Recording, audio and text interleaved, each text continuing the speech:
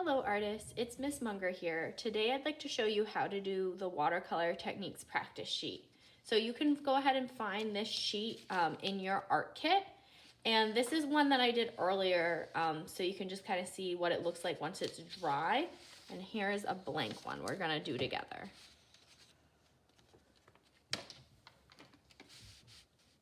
So I'm recommending that you try not to get this paper too wet. You have watercolor paper in your art kit, which is a lot thicker paper than just this computer paper.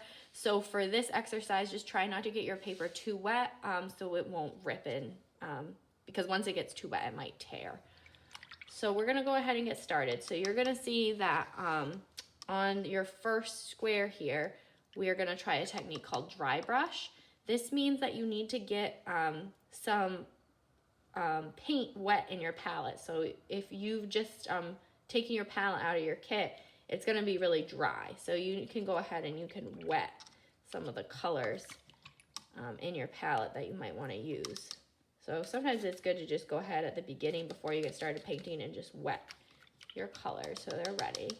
So this first square is dry brush. So I'm gonna go ahead and I'm actually gonna wipe my brush off. I'm gonna get rid of excess water using a paper towel.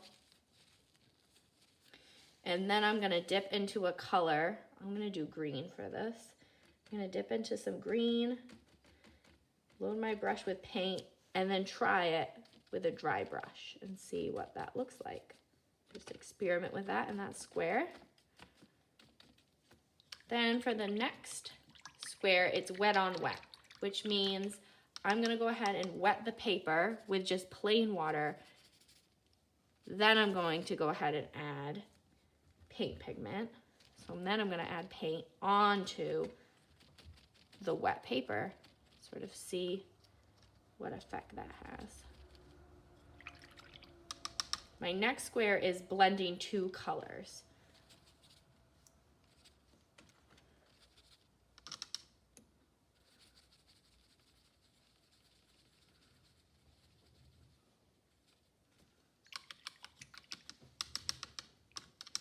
My next square is gradation, which means that I'm gonna practice having one color get lighter. So I'm gonna suggest that you start with a dark color first and then make it lighter. So to make a color dark, you're just gonna go ahead with your brush and make sure you load your brush up with as much paint as you can. So that'll be a dark. I'm gonna put it here in this corner. And then I'm just gonna use water to gradually make that color lighter. So you can see I've started dark and now I made my color lighter. The next square is a crayon or wax resist. And that means that I'm gonna put down some mark with some crayon.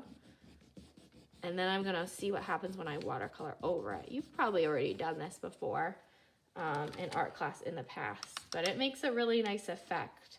And it's nice to see what that looks like. So then you could experiment with this in future watercolor artworks. The next square is using pen or marker or any kind of ink and seeing what happens when you watercolor over it. So I'm putting down some different marks. I put down some permanent marker, some Sharpie, some Crayola washable marker, and just some regular pen marks. I'm gonna watercolor over it now.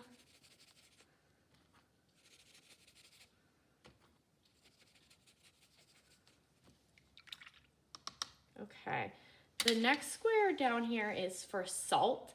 And this is making a cool texture effect with your watercolors. So you can use any kind of salt you have at home to do this. So I really like using a coarser salt, like kosher salt, which is what I'm gonna use here. But any kind of salt will do that you have at home. So you wanna go ahead and get your salt ready. Have it ready next to you because you're gonna put down some paint into this square. Make sure you have a lot of paint.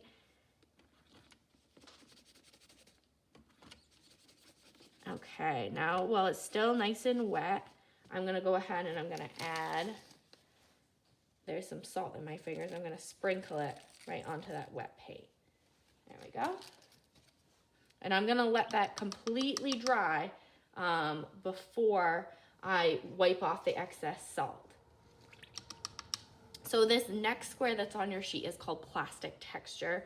And this is something that I thought would work with this kind of paper, but when I actually tried it on my test sheet here, the plastic texture did not work. You use a plastic bag or a piece of saran wrap and you put it on your wet paper like you would with the salt, but this paper isn't thick enough. It doesn't stay wet enough for long enough that technique works. So you can actually cross that out on yours and you can just do your choice. So you could just experiment with your own color mixing or blending in that square. So that's like a free square for you to just test different color mixing, anything you want in that square. So I'm just gonna blend a few different colors, sort of just experiment, see how that looks. Okay, and then the last square that I have is blotting. So it says blot with a paper towel or napkin. So go ahead and have some paper towel or napkin ready. This is always a good idea to have near you when you're painting anyways. So you're gonna see what happens when you go ahead and wet your paper, wet that square with some paint.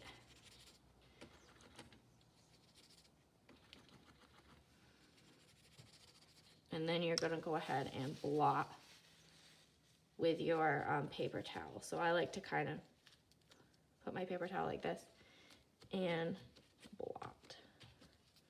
So blotting is just a fancy word for pressing with a paper towel.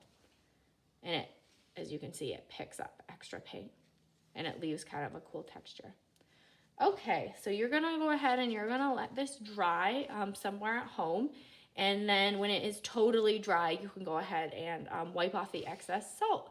I hope you will have fun trying some watercolor techniques, and I can't wait to see the watercolor paintings you make this week. Happy art making, and thanks for watching.